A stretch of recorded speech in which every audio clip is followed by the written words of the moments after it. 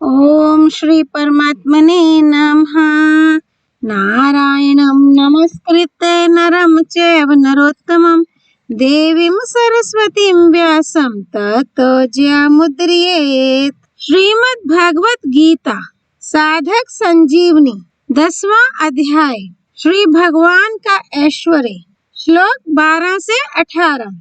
अर्जुन के द्वारा भगवान की स्तुति और योग तथा विभूतियों को कहने के लिए प्रार्थना। भक्तों पर भगवान की अलौकिक विलक्षण कृपा की बात सुनकर अर्जुन की दृष्टि भगवान की कृपा की तरफ जाती है और कृपा से प्रभावित होकर वे आगे के 4 श्लोकों में भगवान की स्तुति करते हैं। श्लोक 12 और 13। अर्जुन उवाच परम ब्रह्म परम धाम पवित्रं परमं भवान् पुरुषं शाश्वतं दिव्यम् आदिदेवम् अजं विभुम् आहुस्त्वां ऋषयः सर्वे देवऋषिर्नारदस्तथा असितो देवलो व्यासः स्वयं चैव ब्रवीषि मे।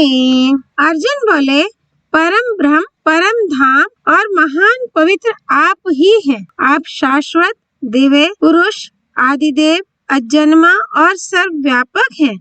ऐसा आपको सबके सब ऋषि, देवऋषि, नारद, असित, देवल तथा व्यास कहते हैं और स्वयं आप भी मेरे प्रति कहते हैं। श्लोक 14। सर्वम् एतद् मन्ये यन्न मां वदसि केशव नहि ते भगवान् व्यक्तिं वेदुर्देवा न दानवः। हे केशव, मुझसे आप जो कुछ कह रहे हैं ये सब मैं सत्य मानता हूँ। हे भगवान, आपके प्रकट होने को ना तो देवता जानते हैं और ना दानव ही जानते हैं। परिशिष्ट भाव। भगवान को अपनी शक्ति से कोई जान नहीं सकता, प्रत्युत भगवान की कृपा से ही जान सकता है।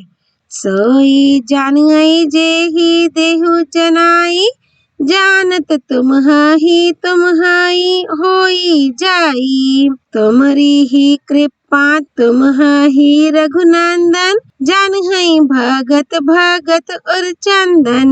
भगवान के यहाँ बुद्धि के चमत्कार सिद्धियां नहीं चल सकती। बड़े बड़े भौतिक आविष्कारों से कोई भगवान को नहीं जान सकता। श्लोक 15। स्वयं एवात्मनात्मानं वेत्तथा त्वं पुरुषोत्तमा भूता भावना भूतेश देवा देवा जगतपते। हे भूत भावन, हे भूतेश, हे देव देव, हे जगतपते, हे पुरुषोत्तम, आप स्वयं ही अपने आप से अपने आप को जानते हैं। विभूतियों का ज्ञान भगवान में दृढ़ भक्ति कराने वाला है। अतः अब आगे के 3 श्लोकों में अर्जुन भगवान से विभूतियों को विस्तार से कहने के लिए प्रार्थना करते हैं। श्लोक 16।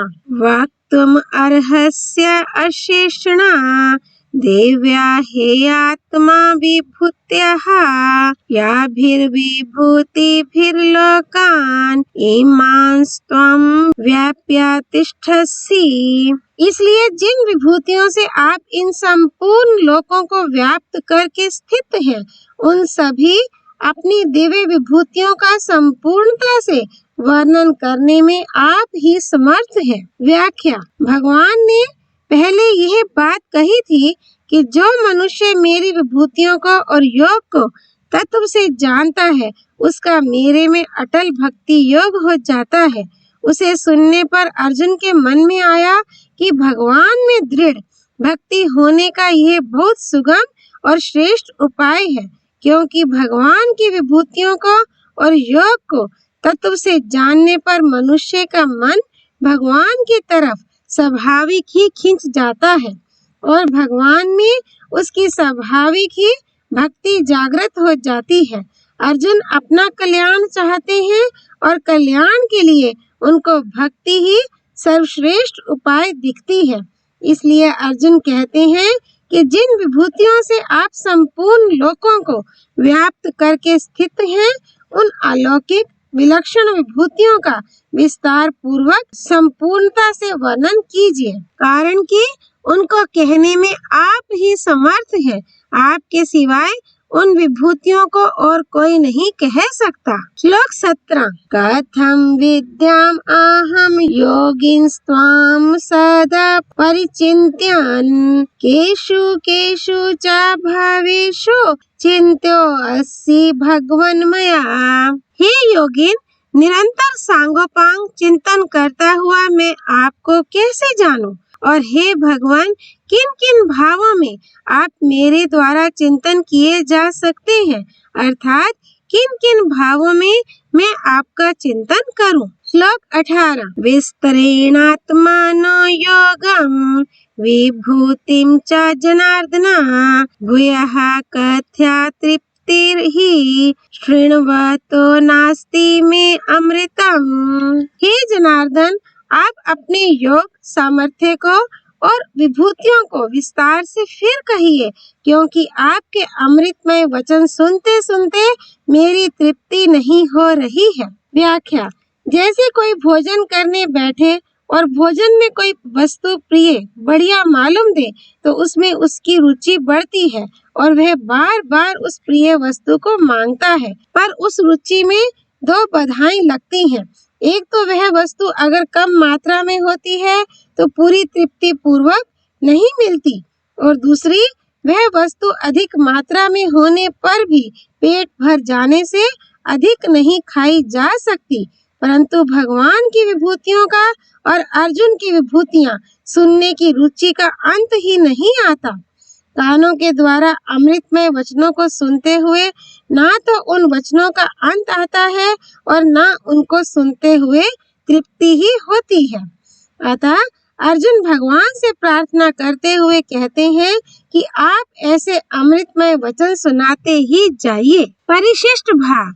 जैसे भूखे को अन्न और प्यासे को जल अच्छा लगता है, ऐसे ही जिज्ञासु अर्जुन को भगवान के वचन बहुत विलक्षण लगते हैं। उनको भगवान के वचन ज्यों-ज्यों विलक्षण दिखते हैं, त्यों ही त्यों उनका भगवान के प्रति विशेष भाव प्रकट होता जाता है।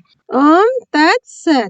धर्म की जय हो, अधर्म का नाश हो, प्राणियों में सद्भावना हो, विश्व का कल्याण हो। पार्थसारथी भगवान श्री कृष्ण की जय। भगवत वाणी